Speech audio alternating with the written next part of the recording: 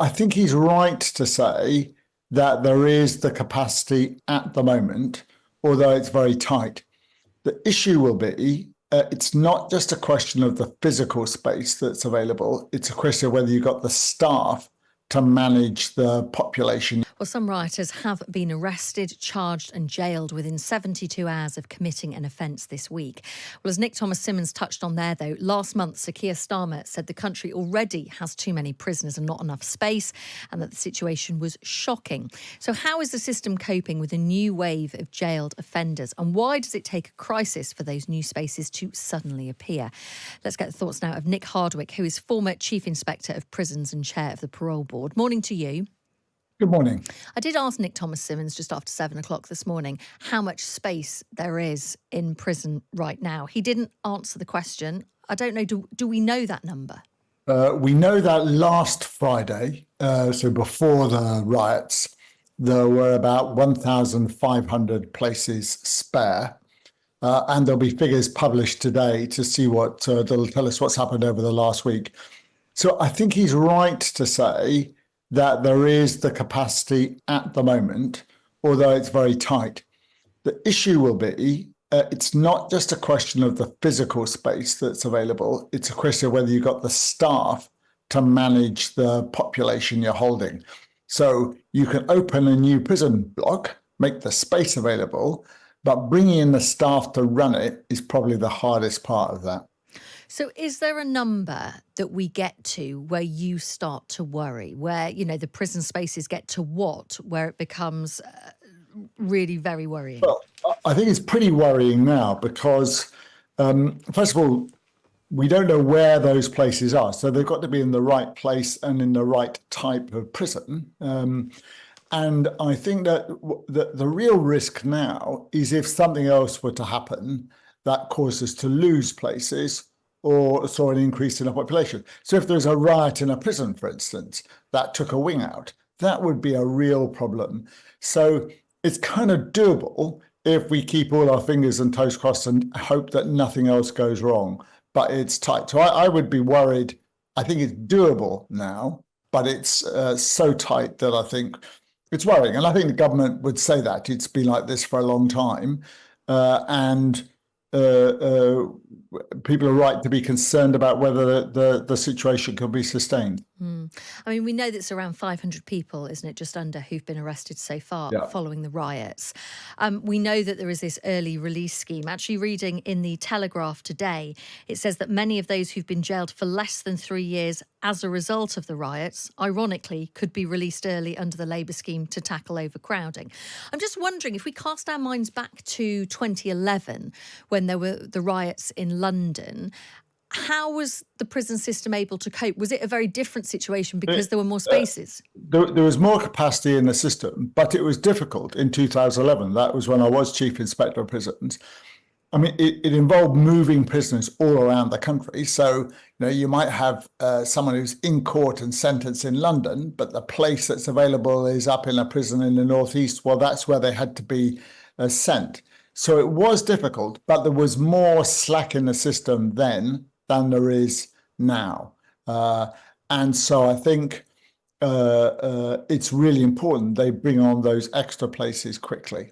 So realistically, we need to build more prisons. Yeah, that's accepted. Well, we either have to bring on, build more prisons, or we have to reduce the increase in the prison population. So the government is already, the previous government was planning to build an extra 20,000 prison places at a cost of £4 billion.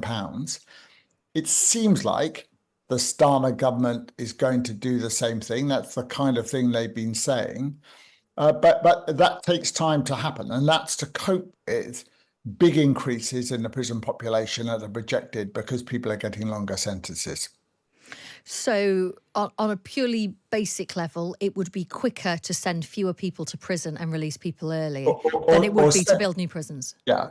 Or send. I mean, the reason why there's the pressure on the prison system is that over the years, we've been sending people to prison for a bit longer. So what's happened is, rather than giving someone a sentence of 2 years, say, you give them a sentence of 2 years and 3 months.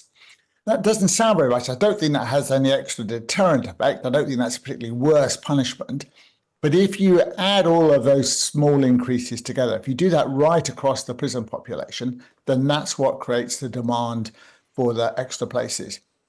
If you think of it like a bath, it's not that more kind of water is going into the system, but that the outflow has been blocked. So the level of the bath, level of the water in the bath is rising. That's what's been happening overall.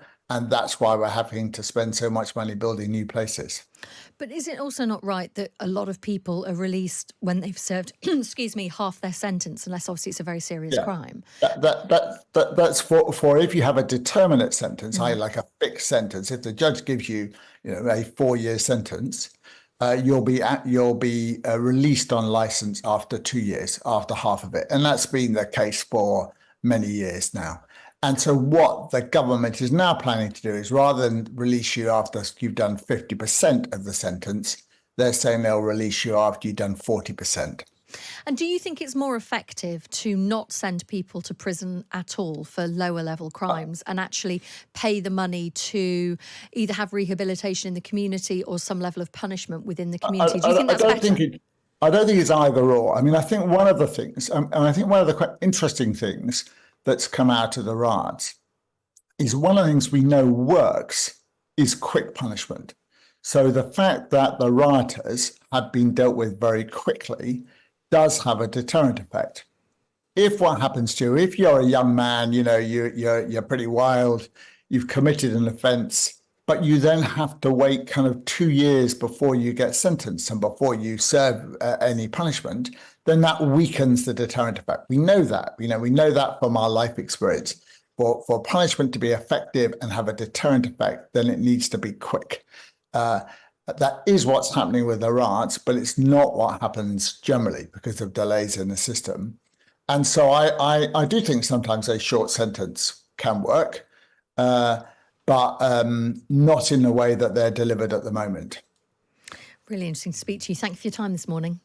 Thank you. That is Nick Hardwick, former Chief Inspector of Prisons and Chair of the Parole Board. So he says the most important thing here is quick punishment has a deterrent effect, which is happening with the riots. But if you are currently in the court system, it could be a really long delay. And then that deterrent effect doesn't really kind of work. Yeah, part of the conversation we were having on Drive yesterday, which was fun to be doing, we were sort of talking about why governments can respond in a crisis and tackle these things like that.